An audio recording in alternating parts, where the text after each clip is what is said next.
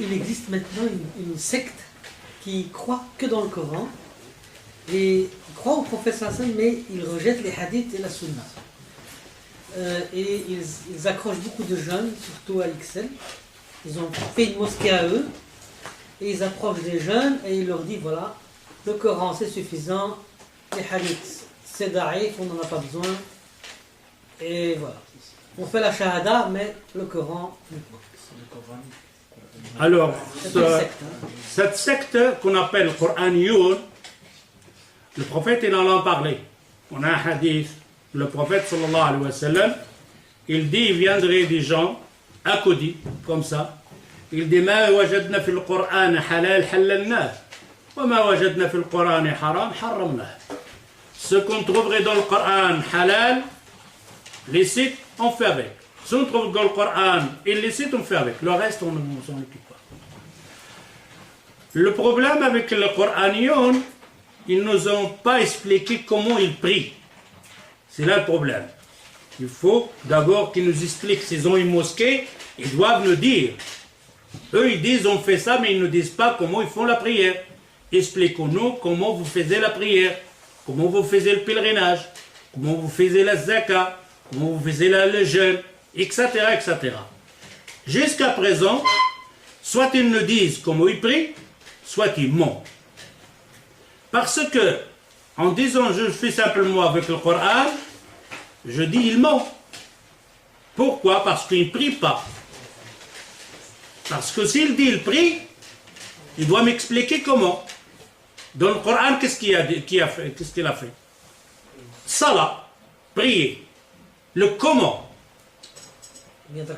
Combien de rak'at, l'heure, etc. L'heure, on peut dire que dans le Coran, il a cité zawal, etc. Mais comment de rak'at? Tu me dis que tu pries comment? Tu fais quoi? Tout ce que tu vas me dire, je le fais une inclinaison comme ça, je ne fais pas de l'inclinaison, je dors sur la gauche, je fais... Où tu l'as trouvé? Qui te l'a dit?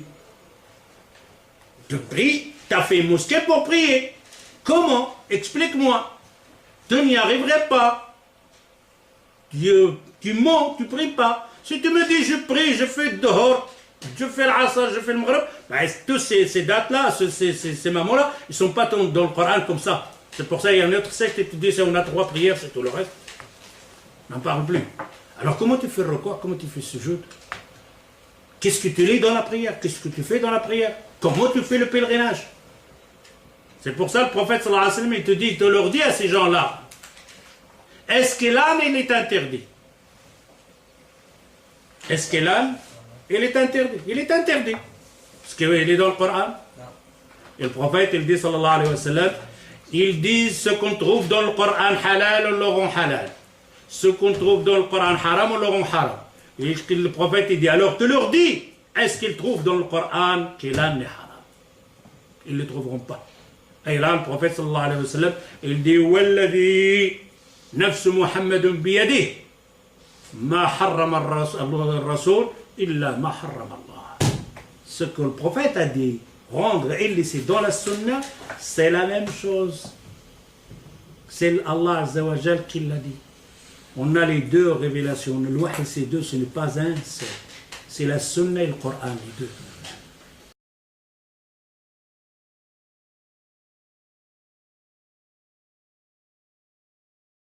Maintenant, c'est la même chose. Parfois, des gens, même certains musulmans, parfois ils tombent dans cette erreur-là. Ils font la qualification, d'abord le Coran, après le Coran, le deuxième degré, c'est quoi? La sunna, et après l'ijma, et après le qiyas. Masadib shri'. Al-Qur'an, al-sunna, al-ijma, ou al-qiyas. Les 3 catégories, c'est le Coran, le sunna ou l'ijma, ça, tout le monde est d'accord. Qiyas, sont en divergence. Parce que le qiyas, tu fais la...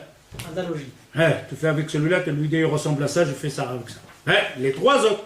Mais cette qualification, Cheikh Al-Albani dit, n'est pas juste, elle est fausse. Même on entend parfois Shafi'i le dit. Al-Qur'an et la Sunna. Cheikh Al-Albani dit, on ne peut pas dire le Qur'an et la Sunna.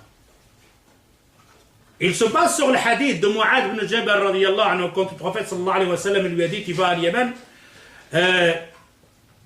Il lui dit, tu le rappelles à la prière, etc. et tout ça. Et le prophète sallallahu alayhi wa sallam, il dit, c'est avec quoi tu vas les juger? Il dit avec la parole d'Allah. Il dit, si tu ne trouves pas dans la parole d'Allah, il dit dans la sunna du prophète sallallahu alayhi wa sallam. Il dit, si tu ne trouves pas dans la sunna du prophète sallallahu alayhi wa sallam, il dit, ajtahid. Je fais l'effort de... Et le prophète sallallahu alayhi wa sallam, il dit, magnifique, c'est tout à fait juste. Cheikh Al-Albani, il dit, le hadith, il est daif. Et pourquoi il est daif? La majorité des ulama, ils disent, le hadith sahih. Cheikh Al-Albani, il dit, il est daif parce que, on a ici, il dit, je vais faire avec le Coran. D'abord, regardez dans le Coran. Si je ne trouve pas dans le Coran, après, je vais aller voir dans la sunna. Cheikh Al-Albani, il dit, il donne un exemple. Si je pose la question à un cheikh, un imam, est-ce que le poisson est halal ou haram? Halal. Ah non, haram d'après le Coran. Peut-être trouvé toi halal. Dans le Coran, mais c'est sunna halal. Voilà, c'est ça le problème. Si tu me poses la question, est-ce que le poisson est halal? Et je vais regarder dans le Coran, حرمت عليكم الميتة. Le poisson, on le mange cadavre. Et c'est tout. Haram le poisson. Qui l'a dit? Le Coran l'a dit. حرمت عليكم الميتة. Alors il te dit, Cheikh Al-Albani, si on prend cette conclusion, donc de regarder d'abord le Coran et après le Sunna, on va commettre des erreurs. Si tu me dis, je te pose la question, oh Cheikh, le poisson est halal ou haram? Attends, حرمت عليكم الميتة. Haram. Mais si j'allais regarder dans la sunna, je trouve أحلت لنا ميتتان ودمان. Ah, la sunna.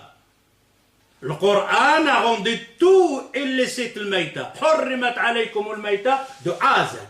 Et le prophète dans le sunna il dit أحلت لنا ميتتان. A exclu de le tahrim, l'illicite général, deux choses. Deux maïta.